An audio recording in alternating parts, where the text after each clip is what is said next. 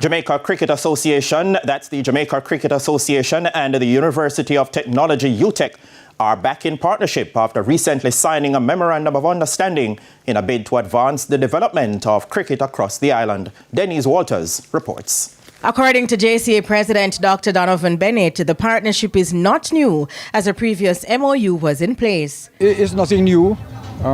We had an MOU in the past, which expired. So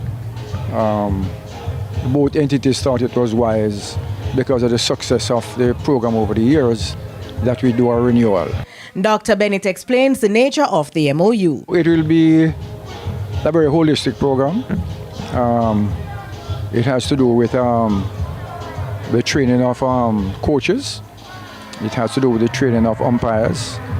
And it also has to do with the players themselves, because UTECH has in the past offered scholarships to some of the cricketers, and we are looking forward that this also continues. President of the University of Technology, Dr. Kevin Brown, went further into details. What we want to do is work with the JCA to facilitate the development of elite cricket players, conduct research where we can really get into understanding how cricketers are succeeding in terms of the biomechanics and how we can improve our cricketers.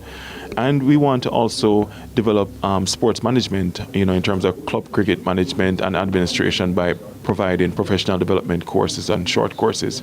So I think that this is a great opportunity for us to work together, not just with the JCA, but also with the government and other private sector stakeholders to really help to return cricket to its former glory. Dr. Brown believes the objectives will be met. Well, I'm really excited by this MOU that we're signing with the Jamaica Cricket Association.